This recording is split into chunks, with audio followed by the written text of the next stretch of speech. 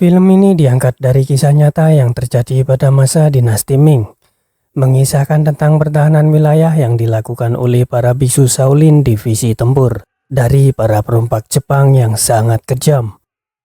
Film ini diawali dengan scene dua orang murid Shaolin yang sedang mencuci baju di sungai sambil melihat kedua temannya yang bernama Wu Zheng dan murid paling muda yaitu Wu Yuan. Mereka sedang berlatih kungfu. Dan inilah pemeran utama dalam film ini. Pria ini bernama Wu Ju. Wu Ju adalah satu-satunya murid terbaik di kuil Shaolin.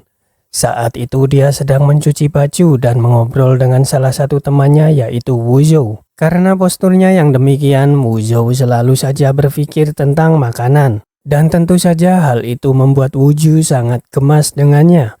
Setelah itu mereka kembali ke kuil Shaolin. Dan di sana mereka semua para murid dikumpulkan di halaman.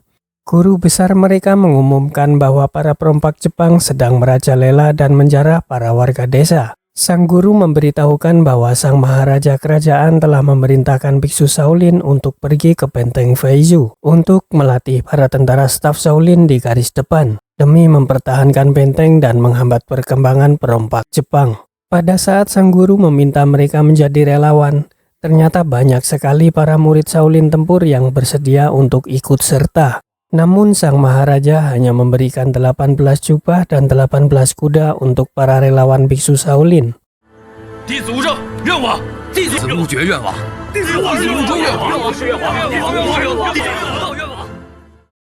Maka dari itu relawan akan diseleksi terlebih dahulu sampai mendapatkan 18 murid Shaolin tempur terbaik.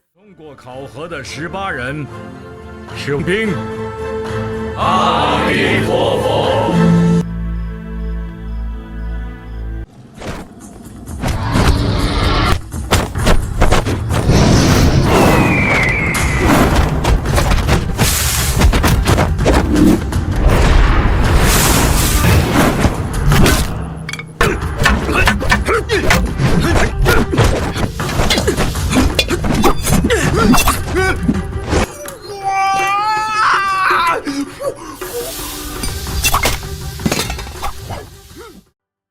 Dan beberapa hari kemudian akhirnya telah dipilih sebanyak 18 biksu Shaolin yang akan diberangkatkan untuk menuju benteng Feizu. Wu Zheng, Wu Yuan, dan Wu Zhou juga terpilih untuk misi tersebut. Sedangkan Wu Ju dipilih untuk menjadi pemimpin mereka. Singkat cerita mereka pun akhirnya berangkat. Kemudian scene berpindah pada suatu desa yang telah terjadi pembantaian yang dilakukan oleh para perompak Jepang yang dipimpin oleh Mayor Jenderal Konishi. Para perompak bertindak sangat kejam terhadap warga desa demi kekuasaan. Pada saat perompak membunuh para tentara satu persatu, tiba-tiba muncul seorang tentara staf Shaolin yang melakukan perlawanan. Namun pada akhirnya dia tewas ditembak oleh Mayor Jenderal Konishi.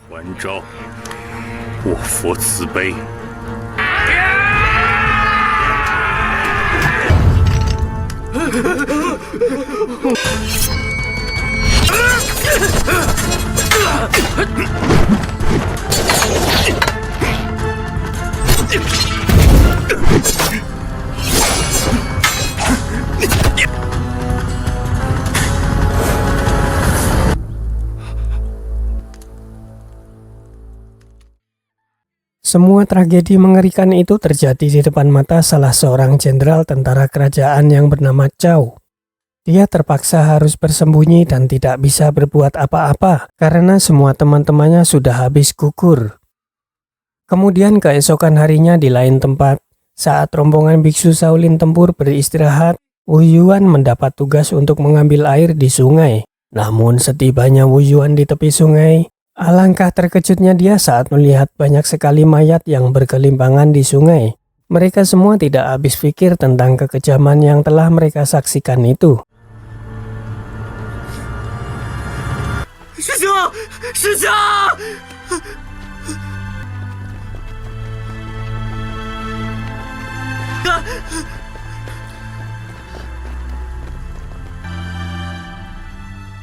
Tidak lama setelah itu mereka mendengar teriakan seorang wanita dari dalam hutan.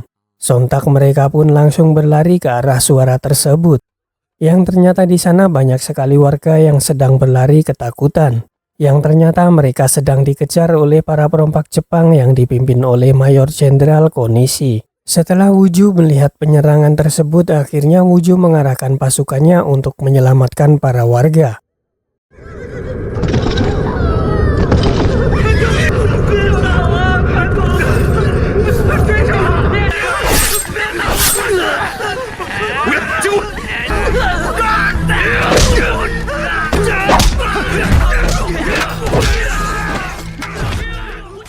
Di tengah pertempuran itu, pemimpin mereka yaitu Mayor Jenderal Konishi mengarahkan panah ke arah Wuju. Namun beruntung karena tiba-tiba Wu Zheng menghalau anak panah dan kemudian hendak menghabisi Mayor Jenderal Konishi. Namun tiba-tiba pukulannya dihentikan oleh Wuju, karena pada dasarnya seorang biksu tidak diperbolehkan untuk membunuh. Akan tetapi sang mayor malah mengolok Wu Zheng dengan kata bodoh, yang pada akhirnya Wu Zheng terpancing amarahnya dan kemudian langsung menghabisi sang mayor. Oi! Baka!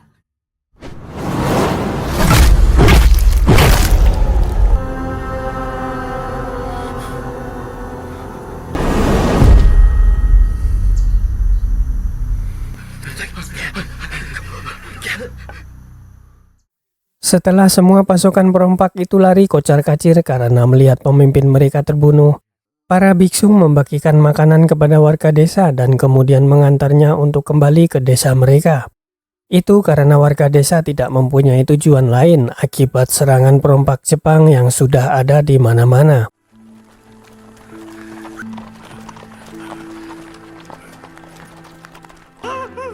Dan betapa memilukannya setelah mereka sampai di desa. Rumah-rumah mereka ternyata sudah terbakar dan banyak sekali mayat di mana-mana. Mulai dari mayat anak kecil, wanita, orang tua, hingga mayat para pasukan kerajaan. Di tengah-tengah pemandangan yang sangat mengerikan itu, Wuju juga mengamati dua orang pasukan kerajaan yang sedang mengumpulkan plakat, dan kemudian mencatat nama setiap pasukan yang telah gugur. Wu Zheng berkata kepada Wuju, jika kita tidak menghabisi para perompak, maka perompak itu akan kembali membunuh kita semua. Itu dikatakan Wu Zheng karena Wuju terlalu baik, karena tidak mau membunuh para perompak itu. Pada malam harinya mereka melakukan upacara pembakaran mayat, dengan diiringi tangisan para keluarga maupun teman yang telah ditinggalkan.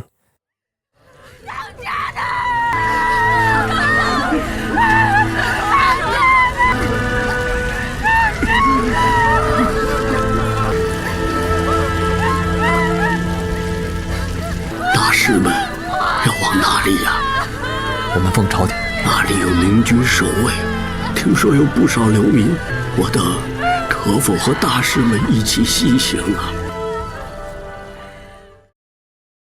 Setelah itu mereka semua melanjutkan perjalanan menuju benteng terdepan, yaitu benteng Feizhou.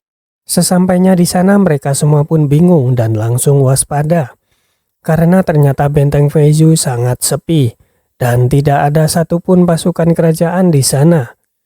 Menurut Jenderal Chao, para penjaga benteng telah kabur karena mendengar bahwa jenderal perompak Jepang yang bernama Jenderal Konishi akan datang. Jenderal Konishi tidak lain adalah saudara kembar dari Mayor Jenderal Konishi yang telah dibunuh oleh Wu Zheng. Jenderal Konishi dikenal sangat kejam dan tanpa belas kasih. Setelah berbincangan beberapa saat, Jenderal Chao bersama anak buahnya akan pergi untuk melarikan diri dan menjauh dari Jenderal Konishi. Sedangkan para biksu Shaolin memilih untuk tetap tinggal dan menjaga benteng Feizhou. Begitu pula dengan para warga desa yang lebih memilih tinggal bersama para biksu karena merasa akan lebih aman. Di samping itu, para warga desa juga harus mencari keluarga mereka yang belum diketahui keberadaannya, entah masih hidup atau sudah mati. Sementara itu di markas perompak Jepang, Jenderal Konishi sedang melakukan upacara kematian saudara kembarnya.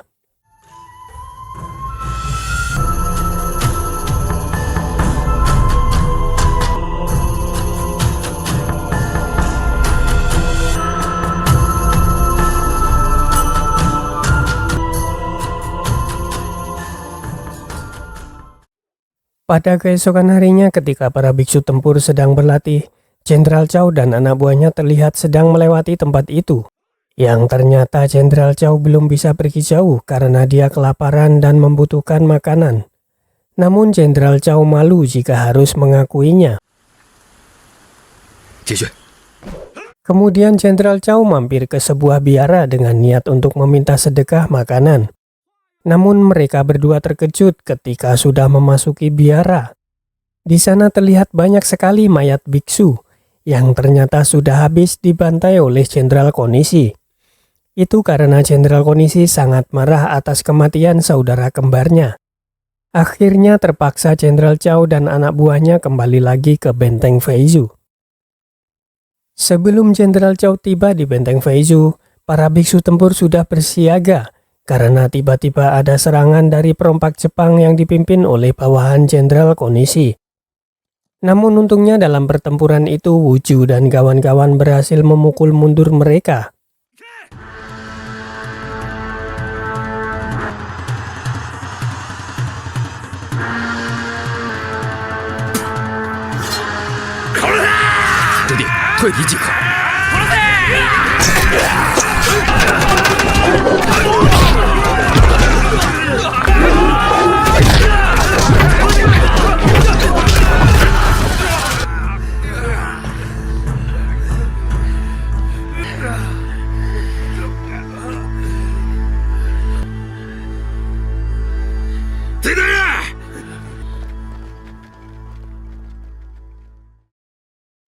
Setelah itu Jenderal Chow dan anak buahnya tiba di benteng Feizu dan kemudian bertemu dengan Wuju. Dalam perbincangan mereka, Jenderal Chow mengatakan jika tidak akan ada bala bantuan karena semua pasukan sudah mati. Setelah itu tiba-tiba ada seorang pria tua yakni masih saudara salah satu warga desa datang dengan terluka dan nampak ketakutan. Ternyata pria tua itu adalah tawanan para perompak yang berhasil kabur. Dia mengatakan jika di markas perompak masih banyak tawanan yang disekap. Belum selesai menjelaskan, tiba-tiba ada salah satu biksu tempur yang mengatakan bahwa Wu Zheng bersama dua orang lainnya telah pergi. Mendengar itu, Wuju dan lainnya langsung bergegas menyusulnya.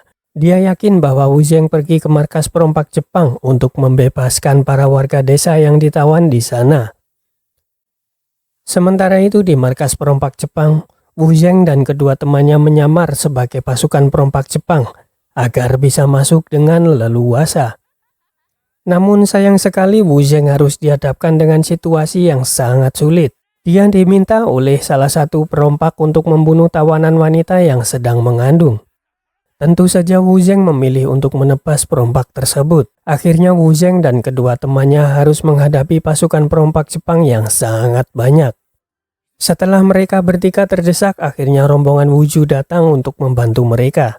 Sementara Wujuan pergi membebaskan tawanan.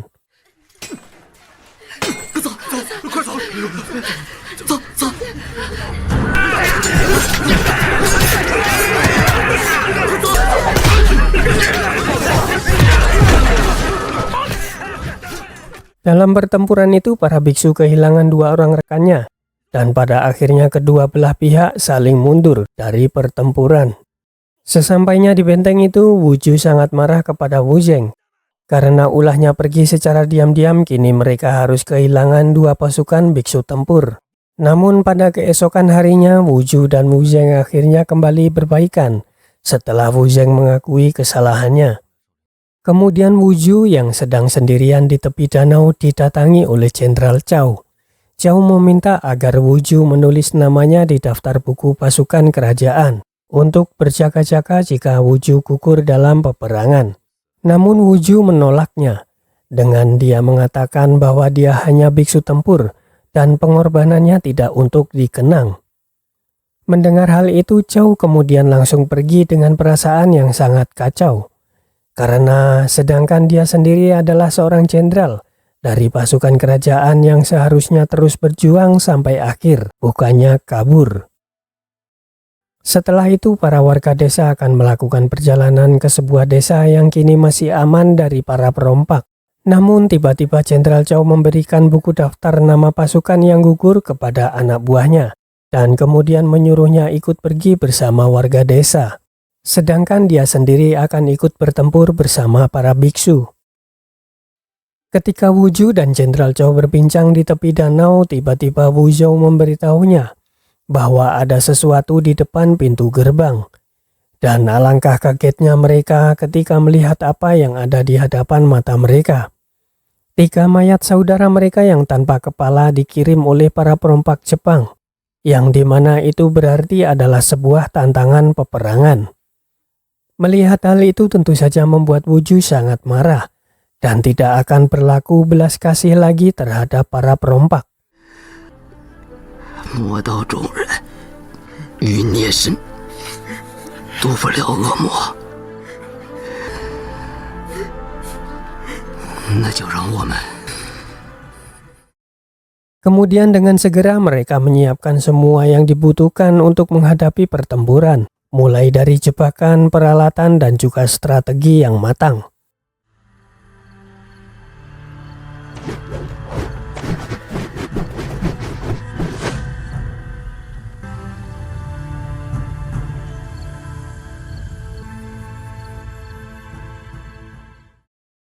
Hingga pada keesokan harinya yang ditunggu-tunggu pun tiba. Ketika pasukan perompak yang dipimpin oleh Jenderal Konishi tiba, semua biksu tempur dan Jenderal Zhao sudah bersiap dan bersembunyi terlebih dahulu untuk menjebak mereka. Dan benar saja 2 perampok diturunkan untuk memeriksa keadaan di benteng Feizu. Dan hasilnya mereka pun tidak melihat siapapun di sana. Namun Jenderal Konishi tidak bisa ditipu begitu saja. Lantas dia mengutus anak buahnya lebih banyak lagi untuk memeriksanya. Dan itulah strategi yang diharapkan oleh Jenderal Zhao dan para biksu.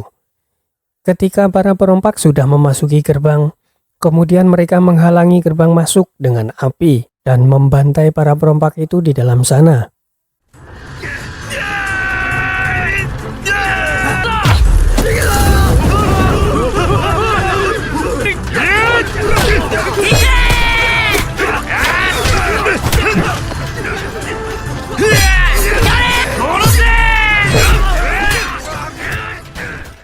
Namun Jenderal Konishi yang sangat kejam itu memerintahkan anak buahnya untuk menembak ke arah tempat di mana anak buahnya dan para biksu bertempur dengan membabi buta. Melihat itu Jenderal Zhao langsung memberi isyarat kepada para biksu untuk berlindung. Dan akhirnya justru anak buah Jenderal Konishi lah yang tewas.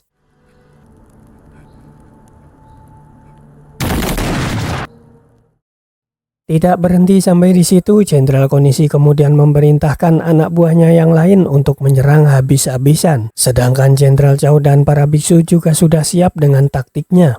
Mereka menghalau para perompak agar tidak memasuki benteng secara bersamaan, yang dimana itu akan membuat mereka sangat kewalahan. Naasnya Jenderal Konishi melihat keberadaan Jenderal Zhao dari kejauhan, dan kemudian melepaskan panah dan tepat menembus dadanya. Melihat itu Wu Zheng semakin terbakar amarahnya dan membantai pasukan perompak yang sangat banyak. Namun lagi-lagi Jenderal Konishi memerintahkan anak buahnya untuk menembak secara brutal. Akhirnya salah satu peluru mengenai Wu Zheng. Sedangkan Wu Ju mendapat lawan seorang wanita yang bernama Xiao Xiao. Meskipun seorang wanita namun dia benar-benar tangguh. Karena Xiao Xiao ini adalah pemimpin dari pasukan ninja perompak. Setelah bertarung sangat sengit, akhirnya Wu Ju pun terpojok. Dia menjatuhkan diri dengan menarik Xiao Xiao bersamanya. Dan alhasil Xiao Xiao pun tewas dengan kayu yang tertancap di dadanya. Jenderal Konishi yang melihat anak buahnya hanya tersisa beberapa orang saja kemudian akhirnya ikut bertempur dan mengamuk. Pada akhirnya biksu tempur hanya menyisakan Wu Ju seorang dengan luka yang sangat parah. Dan kini ia harus berhadapan langsung dengan Jenderal Konishi. Namun sungguh di luar dugaan. Di saat Wu Ju terpojok, tiba-tiba warga desa yang seharusnya sudah mengungsi tiba-tiba saja datang dengan membawa senjata untuk membantu Wu Ju.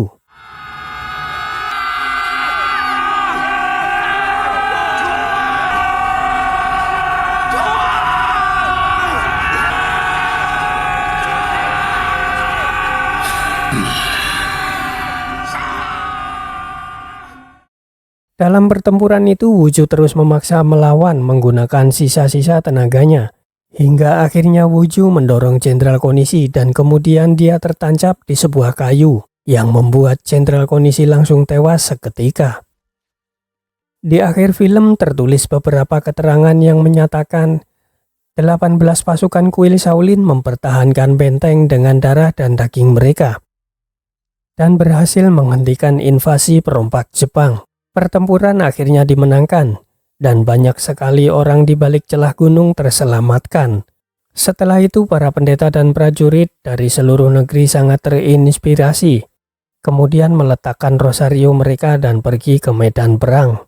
Dari tahun ke-33 sampai ke-36 pemerintahan Jiajing, para prajurit biksu berperang melawan perompak Jepang berkali-kali, sehingga membuat para perompak ketakutan. Dan film pun tamat.